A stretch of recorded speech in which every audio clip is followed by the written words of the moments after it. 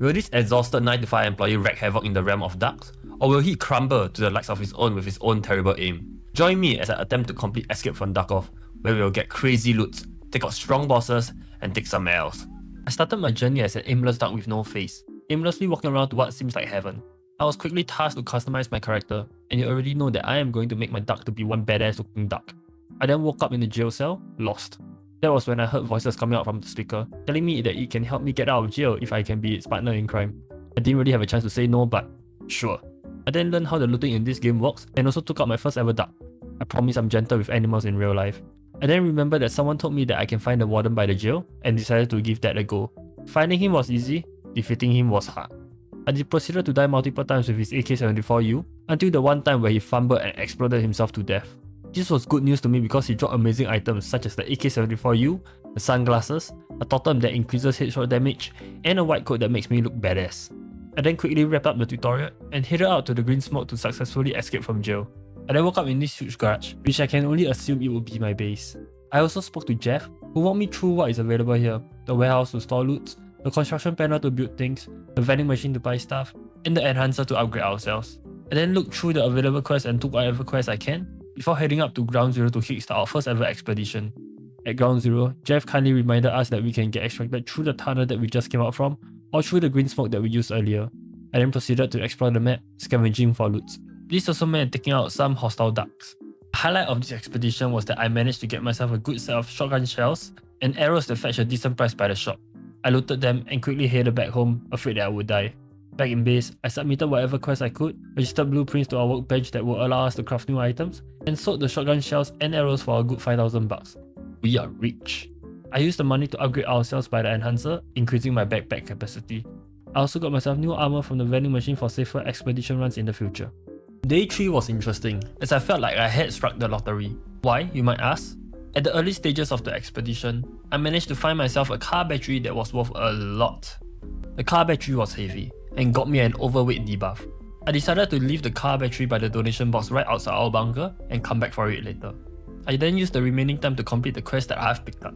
That meant me having to become an electrician that fixes the signal tower, a courier that delivers mail, a hunter that looks for butcher knives, and an engineer that fixes bridges.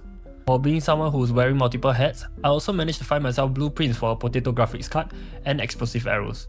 I also managed to find myself a metal barrel which is worth quite a bit. While attempting to explore the west side of the map, I chanced upon some mushroom-looking monsters that sounded intimidating. I took that as a sign to call it a day, heading back to the donation box to pick up our car battery and heading back into the bunker. Back in base, I turned in my quest and sold my loots that gave me the money to expand my storage. I also tried to build new facilities in my base, but I was lacking resources. Motivated, I quickly headed for our next expedition. Day 4 didn't turn out as expected as I didn't manage to get myself the resources needed to build any facilities, but I managed to get myself a shovel that allowed me to dig the ground for loot. I also blew up one wall by shooting an explosive that was nearby. Good to know that explosives actually do break fragile walls here. I then found a blueprint for an SMG called TOS-66, which to be honest, didn't interest me all that much. I also managed to get a purple gun attachment which I'm sure will come in handy in the future. I ventured around the forest path, but there wasn't much there. I did remove a stick that was blocking a gate, allowing me to get to the forest path much quicker in the future. With nothing much left to do, I headed back to the bunker. It is unfortunate that I did not manage to find any resources that were needed to build new facilities, but the money from the loots obtained still allowed me to upgrade my gun damage and accuracy. I also quickly submitted whatever quests I could complete and take whatever quests I could before heading out for another round of adventure. The purpose of Day 5 was clear: to get the resources required to build new facilities. This led me to loot a whiskey bottle and some decent quality ammos to sell for more cash. It also led me to obtaining an SMG extended magazine which I immediately attached onto my AK-74U. As I took the shortcut to Forest Path, I heard the mushroom-like monsters engaging other enemies around. Unsure of how strong they were, I decided to take a slight detour which led me to dug out a storage fence key. When I did not hear any more shooting, I decided to proceed further into Forest Path, where I had to place a marker by the tent to complete the quest. It is then when I chanced upon the mushroom-looking monsters, where I took them out pretty easily. Seems like I was just a scaredy cat. While scavenging for resources, I chanced upon this big white dude that looked like he could take me out with a single swing. Being the scaredy cat I am, I decided to leave him alone. I then found blueprints for a homemade shotgun and a circuit board, but still, nothing that I can actually use to build new facilities. To end off the expedition, I headed to the yellow bars by the road and picked up a pile of electronic components that Jeff's friend had left. Weird place to hide electronics, but sure. If I wasn't getting any luck with scavenging, I had to find other alternatives. I decided to buy a scissors and wrench from the vending machine so that I can upgrade my workbench to disassemble items. I then disassembled my UV light to get an eco lamp, which was the final piece for me to build a weapon shop. To celebrate my first facility built apart from my workbench, I proceeded to get some attachments from the weapon shop so that my guns can go extra hard against these ducks. This meant equipping a SMG muzzle brake and a quick sight on my AK-74U. I also decided to build a tech center since I had the parts for it. Not exactly sure what it is for now, but I'm sure it will come in handy. I then wrapped up the day by doing the usuals, selling my loot for money, upgrading my skills to get sharper perception and a more durable head. Similar to other expeditions, I set out on day 6 with the main goal of obtaining the resources needed to build my new facilities. Spoiler, I didn't get anything. In fact, this was probably the lowest dopamine expedition thus far. While exploring, I managed to get myself a whiskey that I could sell for about $1,000. I also located this house which was owned by a gym bro who was trying to convince me to pick up physical training. He proceeded to give me a task of handing him 2 eggs for the gains. Like the true duck I am, I always have eggs readily on hand and handed them to him. He then requested for soda crackers, which I had to scavenge around to see if I could find any. FYI, I didn't find them. I also built a bridge that allowed me to cross towards the highway using whatever remaining wooden planks that I have. Having this bridge built meant that it would be easier for us to access to the roads in the future. With me exploring almost every part of Ground Zero and still not getting what I need, I decided to call it a day and headed back to the bunker through the sewers by the highway, defeated. Back in base, I did the usuals, turned in my completed quest, sold my loots and upgraded my skills. To spice things up a little for this run, I decided to use the feathers that I have looted and tried my luck on getting new totems. I also realized that I had a level 3 armor and helmet in my storage and immediately equipped them for future expeditions. Frustrated with how I am still not getting any resources to complete my facility builds, I decided to focus solely on getting the required resources today. Day 7 started out well, as I found myself a rifle extended magazine which will be useful once we start using an assault rifle. I also managed to find another car battery. Guess we'll be having steak tonight with the money. I used the same trick as before and left the car battery by the donation box so that I do not have to suffer from the overweight debuff. I also managed to find myself a large hammer, which the description mentioned that it is needed for renovations. I then tried to swing the hammer by a cracked wall due to its description, which caused the cracked wall to break. With that, I immediately concluded that the hammer has to be part of our go-to essentials. While exploring the outskirts of the road camp, I spotted this unique looking duck through the fence and decided to take him on. You can tell that I immediately regretted my decision. I then took out some ducks that are of my caliber. That's more I like it. The outskirts of the road camp allowed me to find an expansion crate, a ferry ticket which will allow me to fast travel to Farm Town, a red barrel and a Chinese knot. This meant that we could end today's run with a lot of money, but without any of the resources needed to build the facilities. At this point, I was really contemplating on just letting it be and proceed with whatever remaining quests I could do. Thankfully, I managed to buy a portable hard drive from Xiaoming, which allowed me to build a teleporter facility in our base. I knew getting the tech center up and running would be handy. The teleporter allowed me to teleport to maps rather than through the entrance of the bunker, which I believe would be useful when we venture further into the game. I then made it a point to locate for a beacon so that teleporter isn't useless on day 8. While looking for it, I chanced upon Lightman again and decided to take him on this time. He charged towards me with his axe as I started putting bullets into him. With a few dodges, I managed to take him out. He then dropped a better axe, which would be a good addition to our loadout. I also found out that the unique duck previously was called mercenaries and they were holding much bigger guns compared to the scavengers. Using the cover to block their shots, I managed to take them out. They dropped pretty decent guns like the Vector NMF. I also managed to find the beacon, but heard very loud footsteps around me. Deep down, I knew this meant trouble. I carefully picked the corner to make sure that whoever that was doesn't catch us by surprise. As the corner was clear, I quickly activated the beacon and that's where the Ground Zero boss, Pato Chapo, appeared. His guns hurt, as his bullet got me to about a quarter HP. I quickly ran to cover before healing myself. Calming myself down, I proceeded to take him on to his duel. With the AK-74U doing quite a bit of damage, I managed to take him out after a while. Pato Chapo then dropped an AK, level 3 body armor, and many other decent items. Pretty worth it, I must say. In base, I received a familiar task the moment I submitted a quest that I had just completed, to defeat Pato Chapo again. I guess it'll be round 2 tomorrow. I struggled to find the soda crackers to pass to my gym bro and decided to just purchase it from the vending machine since it was only 50 bucks. I also decided to pick up the MF as my main assault rifle until I find another gun that's better. I then spent some time getting some attachments for it before heading out for our next adventure. On day 9, I was mission focused. I first went to look for our pocket watch inside the truck by the sewer entrance and then went to the gym bro's house to give him his soda cracker. He then had the cheek to request for cigarettes. At this point, I think he's just using me rather than convincing me to work out. Cigarettes for bigger gains is a wild thing.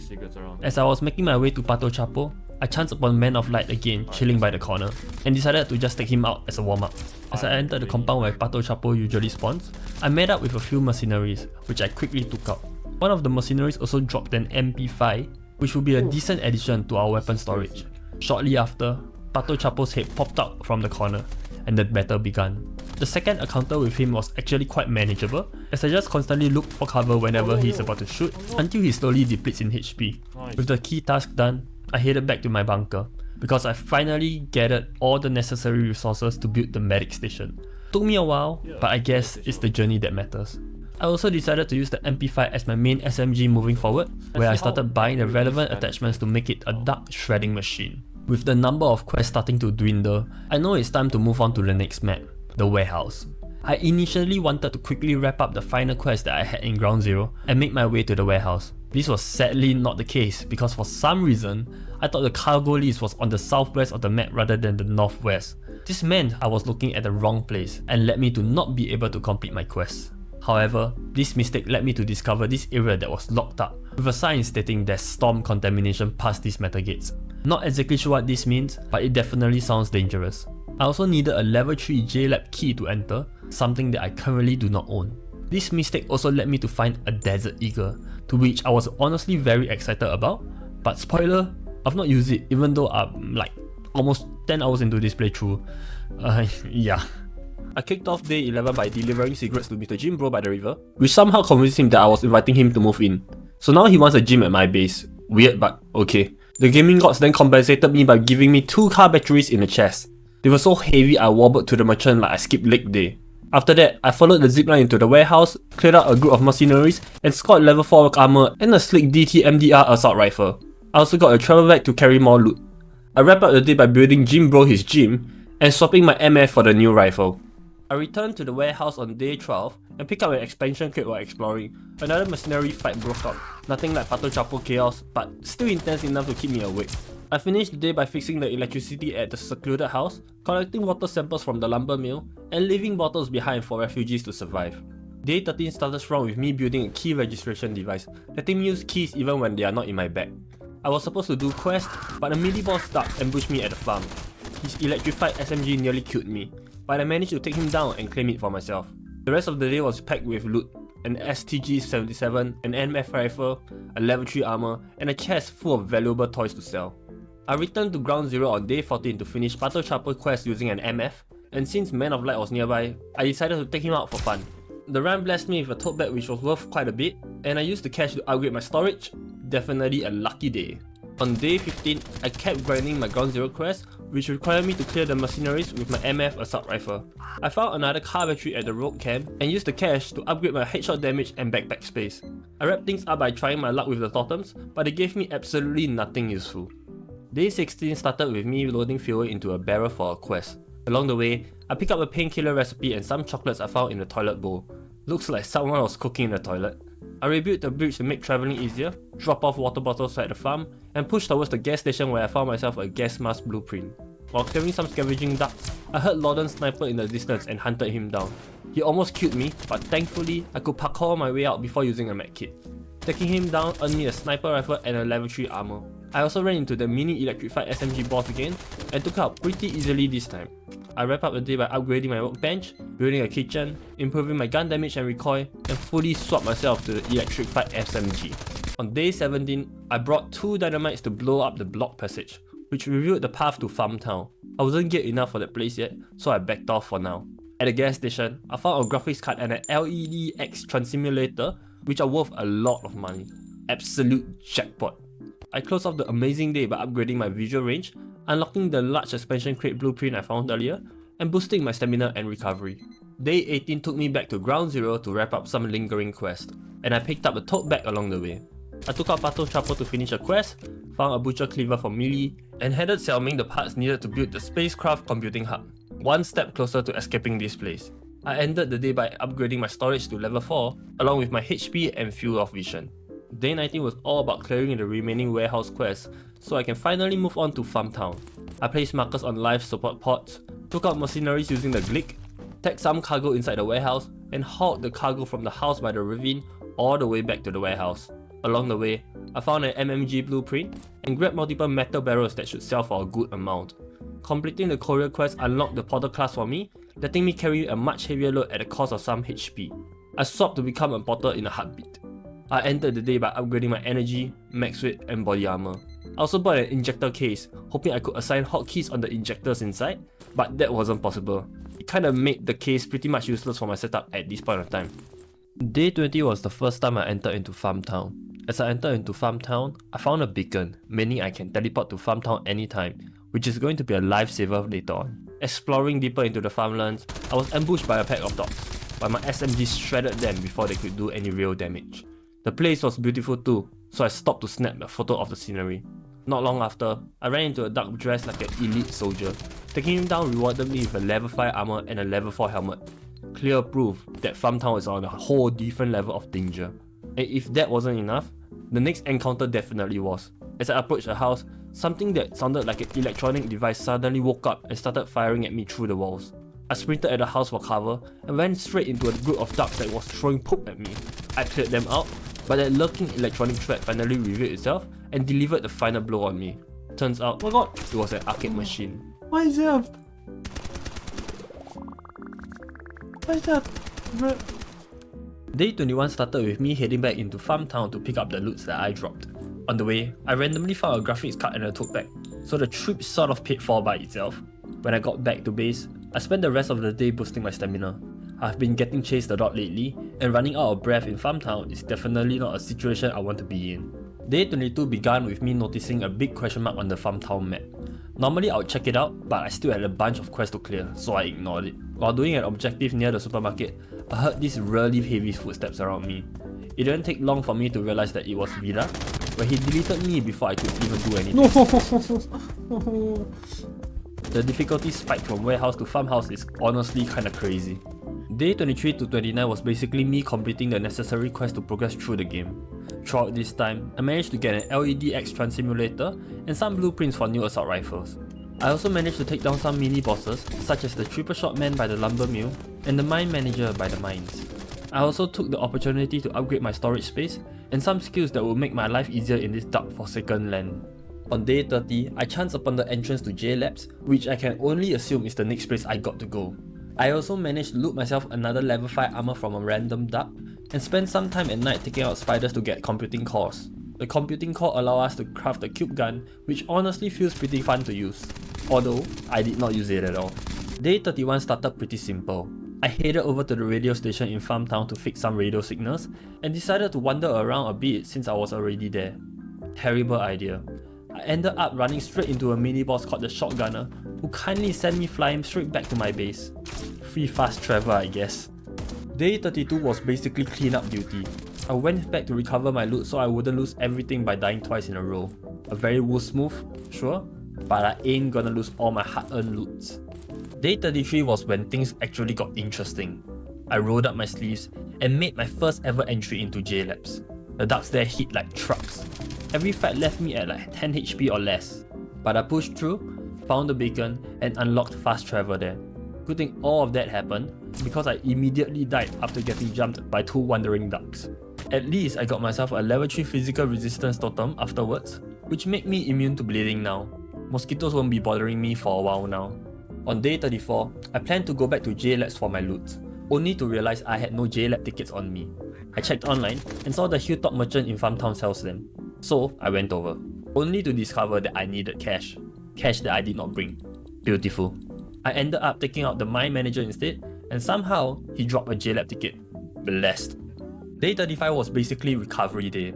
I went back into J Labs, grabbed all my stuff, and found out that the extraction point was on the north side of the map. I also picked up another ticket earlier, so at least I wouldn't be scrambling around finding for another ticket. I then registered a level 5 body armor blueprint that I found in J-Labs and upgraded my gun damage. Overall, not too bad honestly. Then day 36 to 39 was just me grinding for more J-Lab tickets. I needed 3 to hand over to Xiao Ming, so he would sell them to me in his shop for 2 grand. That meant multiple mine runs, beating down the mine manager over and over again. A couple of hiccups along the way, like forgetting the storm exists, but you know, all part and parcel of life. Then came day 40, the day I forgot to record. Of course, I went into J-Labs again and figured out that I would need to make at least 4,000 per run to cover fast travel and the ticket cost. Anything extra will be pure profit. I also found myself a solid gold badge worth a ton and built a black market bag at base, unlocking the Bitcoin miner. Easily one of my best days, and I have absolutely zero footage of it. Pain. Day 41, I went out at night to take out some spiders so that I can get myself some computing core to build the Bitcoin miner. Only thing that I'm short of right now are cables and power banks, which I'm sure I'll get for going for a few more runs. I also went for a workout session with my gym bro, increasing my melee damage. Day 42, I went back into J-Labs, just that I have nothing to prove because I forgot to record again. It might sound that I'm lying, but I found another solid gold badge, a graphics card, and also an advanced AP bullet blueprint from a secret room. Hopefully, I do not forget recording again, please. Day 43, I received a quest to collect some information on the Vector Thruster, something I believe is needed to escape from this place. I also managed to find myself a car battery, a future console, and a new controller which is worth quite a bit. I also found out that I could take the ladder down by the abandoned construction site, but I couldn't progress any further as there were electrical currents in the water. Chinese New Year came early because I managed to get myself 0.2 Bitcoin from opening a red packet on day 44. If only this happens in real life. I wanted to take my Bitcoin to the arcade to play some games, but I got chased away by a rampaging arcade machine. I taught it a lesson by just taking it out. I then snagged myself a new controller by the arcade and a level 1 J-Lab ticket to end the beautiful day. On day 45, I crafted a gas mask for a very specific reason: to venture into the southeastern factory that was filled with poisonous gas. Nice. There really wasn't anything much other than a bunch of spiders roaming around and a night vision goggles blueprint. Night vision goggles. I took the air circulation unit that is needed for a quest before heading back to base. I also took the chance to upgrade my pet's backpack capacity, so now he has even lesser reasons to slack off. On day 46, I wanted to see if I could survive the storm with a weak space potion, but as you can see, that did not work. So I went back into the bunker, looking like a fool. I wanted some action on day 47, so I decided to confront the shotgunner by the radio station to show him who's boss. Only that didn't happen, because a pack of dogs started charging at me, biting me into pieces. Bro. Back to the drawing block, I guess. I needed to go back to the radio station to get back my loots on day 48, but the question mark icon was nearby. I had to be careful. Thankfully, I managed to get my loots without any hiccups, and proceeded to take the shotgunner down. I also managed to find myself a key case before calling it a day. I initially wanted to check out the question mark icon on day 49, but it didn't spawn. So, I just spent the day roaming around Farm Town, looting whatever I can, and taking out some bosses before calling it a day. Well, I forgot to record day 50. Someone please help me. I felt adventurous on day 51 and decided to give J-Labs another try. Bad decision, because even though I managed to get myself a hip fire attachment, I got hit by a stun grenade and got ganked up by 2 mercenaries, leaving me to bite the dust. Oh, I'm dead. Oh my god. I came back the next day to retrieve my loots and found a level 5 helmet while taking out one of the wanderers. I also decided to drop all my heavy loots by the extraction point so that I can continue exploring, before coming back later to pick them up. Thankfully, I did not take the L and die while exploring. I managed to find a portable charger this run, allowing me to craft the Bitcoin miner. Similarly, the miner runs on GPUs, so I placed all my available GPUs on it. Now people can say I am the reason why graphics cards are so expensive. I stepped out of my comfort zone on day 53 and decided that it's time to see what's going on in the basement of J-Labs. It was pitch dark and assumed that I had to switch on the lights on level 1. I made my way to the main power supply room, flipped the switch, and headed back down to the basement. The enemies here were the same as above, just with additional electronic spiders, which were not difficult to take out. There wasn't anything much but the prison, some place that looked like the upside down which I could not go through due to electrical currents, and found the next place that I had to be, which required a level 2 J-Lab certificate. I looks like... Wait, I need a level 2 J-Lab certificate. Okay. I also managed to get the M1A blueprint and spotted the fly captain and his minions smearing shit around the basement.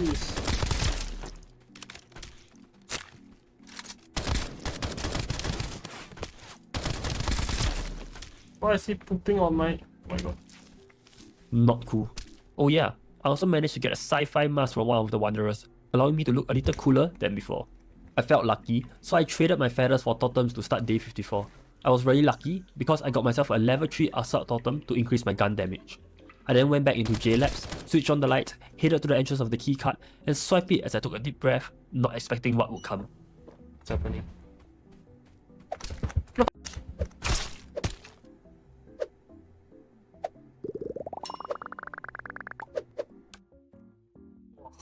I cannot. I need a break. I in fact did take a break, because I lost many loots like the solid gold badge, expansion crates, and car battery that I found in this run. Depressing. Day 55, I wanted to just not do anything crazy and play some games from the future console that we got previously, only that I don't know where I could play it, so I didn't.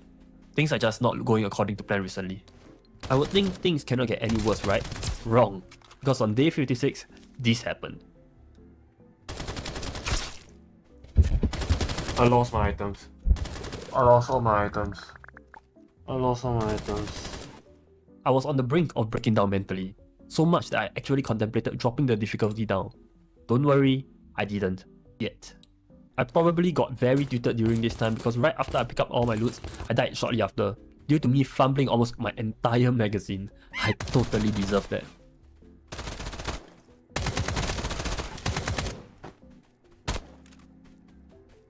Here, SMG.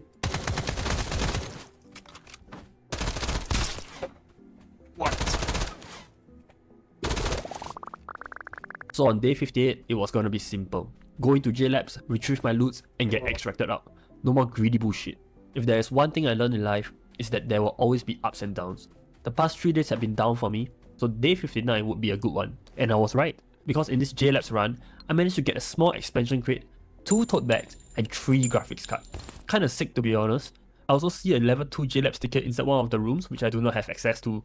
Pain. I've learned my lesson to not be greedy and headed back to base after all these amazing loots. This allowed me to be almost done filling up my Bitcoin miner with graphics card. Perfect. Day 60 was eventful, as I looked to explore the southern side of Farmtown, unfamiliar territory to me. This led to my first encounter with the Mad Bomber, who lived by his name, as he threw a lot of grenades. He then fumbled with a Molotov as he threw it towards its path and took some damage, giving me the opportunity to take him out. He dropped a ton of grenades that I've never seen before, and a Cellar Crossroad key, another one to add into our key collection. That's not all. I also managed to find myself a mysterious X key, which it didn't take long for me to find out that it opens a bunker somewhere around the map, as I found the bunker that required the O key. Mysterious key. Yo, I had that. Oh, mine's X. Okay. Oh. Wait, so mysterious key O is here? There's an O here, man. After searching for a while, I realized the bunker is located by the abandoned construction site. Something to do the next day, I guess. This would have been the perfect way to end the day, but life doesn't work this way. Instead, I chanced upon this mini-boss called the Senior Manager, whose stun grenade got me, allowing him and his minions to take me out. Oh my god, I'm dead. I'm dead. I'm fucking dead. At this point, whatever man. I headed back to my body on day 61 to take back what's mine, which also meant taking out the Senior Manager who was patrolling around my body. He then suddenly disappeared in the middle of our gunfight, giving me the opportunity to loot my old body and head straight back to the extraction point. Lucky me. Day 62 to 72 was basically a repetitive cycle of me heading to the mysterious bunker by the abandoned construction site to claim my bonus loots, and fighting the Mad Bomber who sometimes spawns there. The fight usually ends up with me coming out on top, but there are instances where I also go split. The bunker had many insane loots such as multiple graphics cards, tote bags, the J-Lab yellow and green access cards, some brand new guns with a notable mention on the M14, and an amazing level 6 body armor. I wasted no time on day 73 and entered J-Labs once again to try using the new keycards that I found. The keycards did not disappoint, as the green keycard allowed me to get the T7 thermal goggles, which from what I searched online is required to get rid of those pesky little invisible beings by the level 2 doors. The Wanderers this time were also holding a new weapon which I thought was stronger than my current one, so I decided to swap them. Day 74 to 88 was me clearing any backlog quests that I've set aside after all the exploring that I have done. To summarize what happened over these days, I took out Pato Chapo, Lawden's dog, Lawden himself, Nice, what you? the Speedy Group Commander, well, basically you get it. I took out many people to complete my You quest. got one? There are a few days I want to highlight amongst this long series of quests though, so bear with me. On day 78, I finally managed to find out what the cellar key that the Mad Bomber drop leads to. A private party where a DJ is spinning underground. Whoa, what's this? Oh, what is this?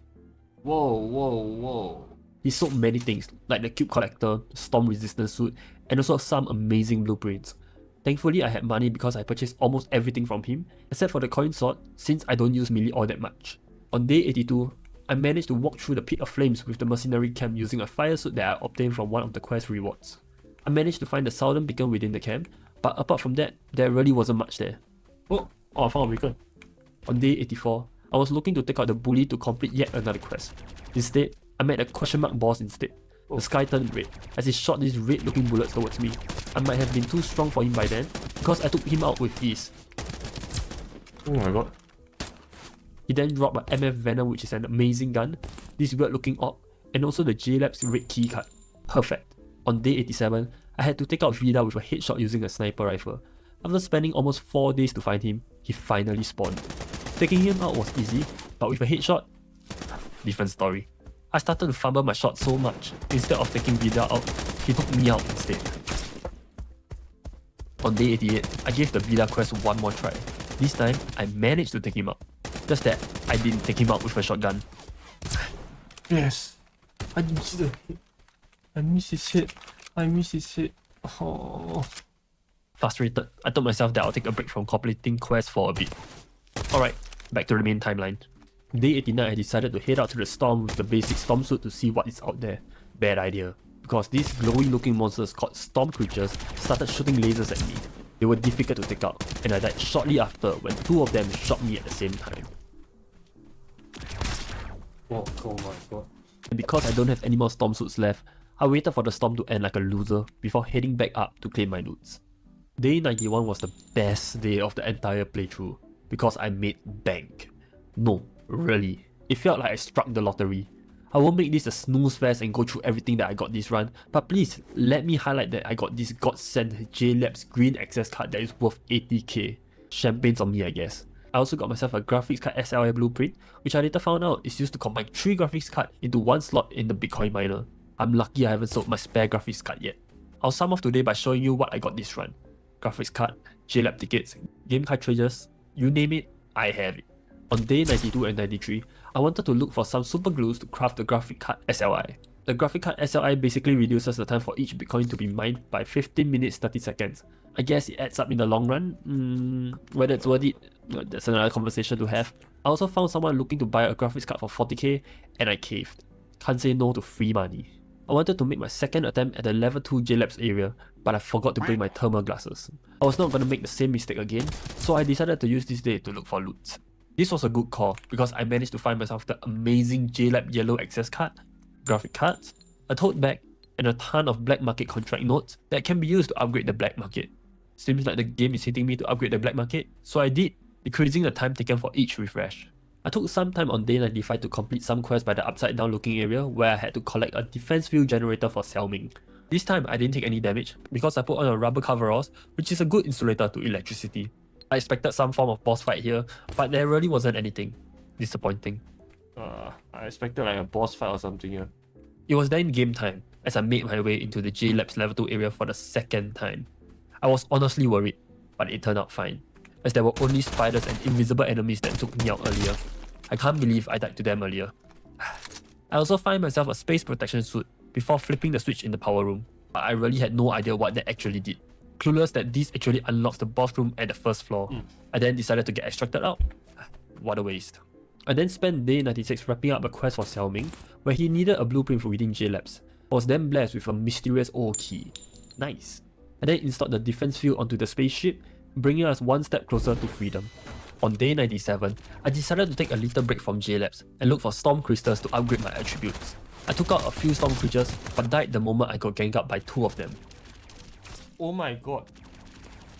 I then slept till the storm ended and headed out to retrieve my loot. This did not matter because I was not able to upgrade any attributes, since everything was dependent on giving a backpack max. I was not willing to sacrifice the one that I'm currently using, so I decided to not upgrade at all. I only found out that the switch in JLab's basement was to fight the boss on the first floor on day 98, so I decided to give that a go. I wasted no time and quickly turned on the switch on level 1 and the basement before heading into the boss room northeast of JLabs. I used as many injectors as I could to hopefully make myself stronger and make my way into the boss room. I could not even see the boss, Roadblock, but he had already started shooting at me.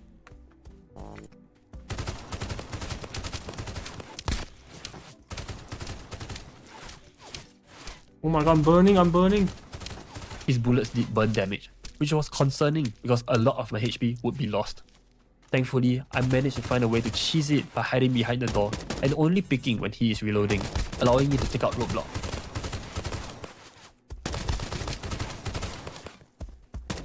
Oh my god, I killed him. Oh my god. He then dropped something amazing, the J-Lab Level 3 certificate that we were looking for in the first few days. Looks like we've come a long way. With nothing left to do in J-Labs, I got extracted out with my head held high, knowing I conquered J-Labs. Oh, that was intense, bro. What the f. On day 99, I did some shopping in the black market and found someone selling a backpack max for only 3k. Needless to say, I copped it. I also saw someone offering 400k for graphic cards. I initially thought it was 400k for a single graphics card, but only realized it was 10 graphics cards. It still isn't a bad deal, but I would have preferred keeping my graphics card. I also crafted another graphics card SLI since I had super glue and some spare graphic cards before heading out to Ground Zero to use our level 3 J-Lab certificate. I was then greeted by a purple portal, which Google warned me that it is a storm area. I tried suiting up with my space protection suit and used a weak space storm protection injector, hoping that I would survive inside. I'm still taking damage. Bro. I can't survive. I'm dead. My loots are all gone. As you can see, that was not the case, and I died shortly after. There was no way I was going through the entire ordeal of taking out the roadblock again, so I decided to just roll back. Cheating, I know, but please cut me some slack. On day 100, I spent the day understanding how the storms work so I do not die inside again. That was when I realized I needed a storm helmet and a storm suit to survive. This would only work in phase 1, as I started taking damage in phase 2. To solve that, I just needed a weak space resistance injector and I was good. Now, I really think I'm ready for the storm area. On day 101, I decided to give the storm area another go. I brought my storm protector suit and a weak space projector injector, which from our experiment on day 100 confirms that it is enough to survive. But something definitely went wrong during the experiment, as I was still taking damage in the storm area. This basically led me to getting my butt cheeks clapped, as I still could not survive the storm. Unfortunate. I really could not sit through the entire ordeal again, so I decided to just roll back one last time. On day 102, I decided to just explore J-Labs to see if I could find another space protection helmet, since I found the suit there. Instead, I found myself this beautiful mysterious old key that is going to make me goddamn rich. On day 103, I headed back into J-Labs as I believe the gaming god would bless me with the space protection helmet if they see me trying so hard to get it, which actually worked because I actually managed to find it. I also got myself a ton of graphics card this run, wouldn't say no to more GPUs. On day 104, I saw on Reddit that there was some interesting loots that I can get in Ground Zero during the storm, and decided to check it out for myself. As usual, I got jumped by 2 of these space creatures, leaving me to bite the dust. Fuck off, so many of them. Oh. You could tell that I was about to lose it. On day 105, I found out that the interesting loot that Reddit was talking about was this fire AK that can be obtained in the cave. So I made my way there, picked up the flaming AK blueprint, and headed back to base. I really wanted to craft the flaming AK, but I was missing the kerosene lamp. Unfortunate. Which led me to run around Farm Town on day 106 looking for kerosene lamps. This was a wasted trip because I could not find it. Instead, I found the little pest Fly Captain, which I took out easily. At least there was something for me to vent my anger at. This carried on from day 107 to 117, where I decided to use the opportunity to use the mysterious old key that I obtained on day 102. To sum it off, I got junk after junk after junk. Bruh. The loots are horrible. The best things I got there were T7 thermal goggles and some graphics card. I should have just sold the key for more money. Day 118 was the day I decided to give the storm area another try. With the full storm protection suit, I was sure I would not be taking any more storm damage. Thankfully that was the case, otherwise I would have probably flipped my table so hard it flies across the Pacific Ocean. Probably won't happen, but you get what I mean. While I was inside, I quickly looked for the beacon and activated it, and then quickly made my way to the extraction point, not risking another death in this godforsaken place. Day 119, I went back into the storm area, where I found this air defense system which required an air defense system key. Pretty sure it will be crucial to our escape later. I also found the blueprints for the M14 and military backpack max, which means I can start upgrading my skills without worrying about not having another military backpack again. Finally something good after a horrible series of days. I wanted to beef myself up a little on day 120 and decided to look for injectors that I can use during my time in the storm area. This is where I found out that the underground DJ has his own set of upgrades, which, spoiler, I did not use at all throughout this playthrough. Day 121 was where things got interesting, because Jeff handed me a quest to look for the 4 horsemen lair by the storm area. That means boss fights. I love boss fights. Finding the lair of the 4 horsemen wasn't hard because I used a map I found online to guide me. God bless the internet, man. Otherwise I really don't know how I'm gonna clear this game, but yeah, thank you internet.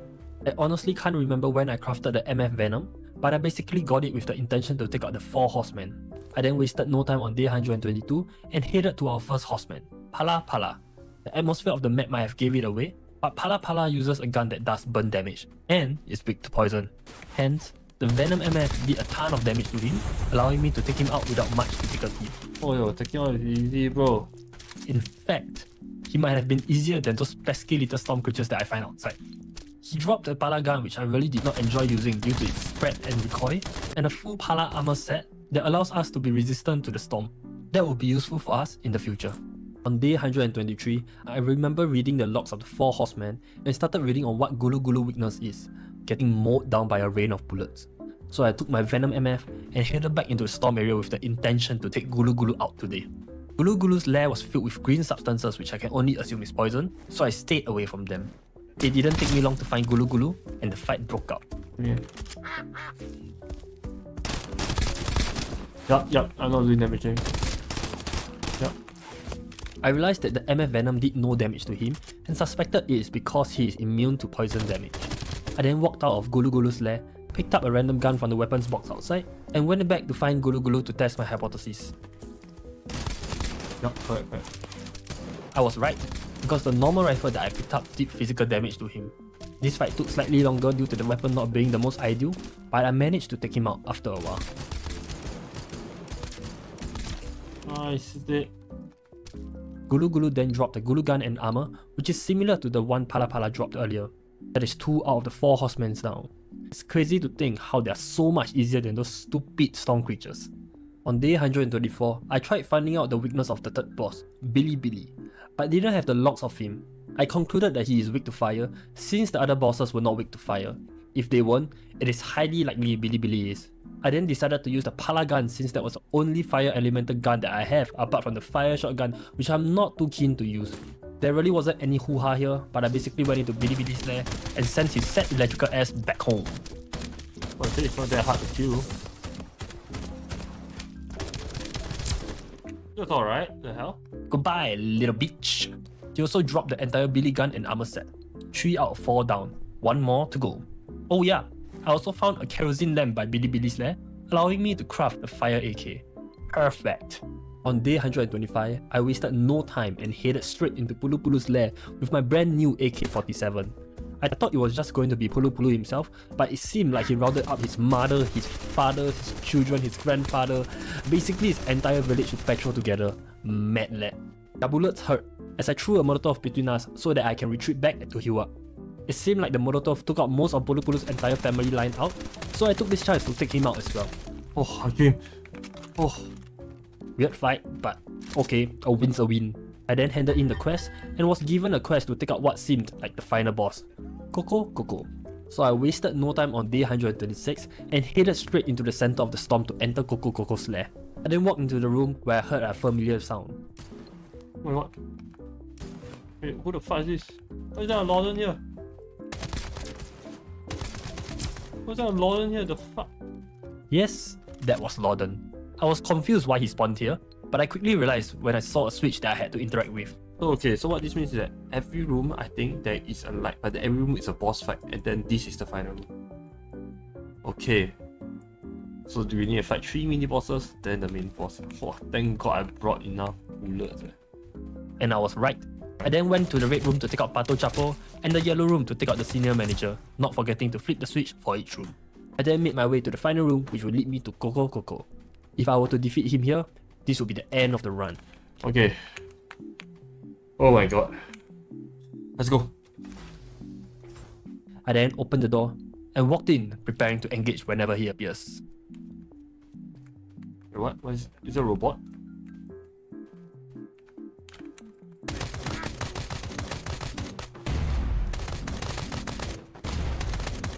Can't see him. Oh my god, he does a lot. Oh my god. Yup, I didn't know the doors would close on me, leaving me to be cornered as I got blown up by his grenades. Rest in pepperonis. On day 127, I saw on Reddit that there is a gun by the storm area where I can sacrifice the 4 horseman helmet to get an OP gun blueprint. So I did that and got myself the storm gun blueprint. To the storm gun. Alright, I'm putting it in my backpack because I'm not gonna lose it. And then let's head back. I tried crafting it, but it required large space crystals which I do not have. Guess it's more hunting in the coming days. I then spent the next 3 days looking for the large space crystals, which I finally found 2 on day 130, allowing me to craft the storm gun. Storm gun. Not too sure if it was OP or not, but it definitely sounds amazing. On day 131, I went back to look for Coco to show him who's boss. I was mission focused.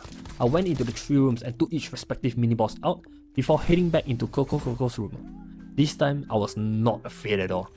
The space gun was OP as I did a ton of damage from a distance. It didn't take me long before I took Coco out. Nice. Nice. He dropped an air defense system key which I assume can be used by the storm area. I quickly snagged it up, knowing damn well I'm close to freedom. But this was just the start of the problem. I was lost on day 132. I went to the air defense system by the storm area and deactivated it, which I can only assume that I could escape from this place now. I then tried going to the bus, but I could not escape for some reason. What else have I not completed? I proceeded to complete multiple quests to get new parts to put on my van, to the point where I had no more quests, but I still could not escape. We're not free yet? Fuck, I'm still not free. I really don't know what happened, to be honest, so I just assumed that I completed the game. It's a pity that I could not see the end game page, but at least I know I conquered the land of ducks. Bruh.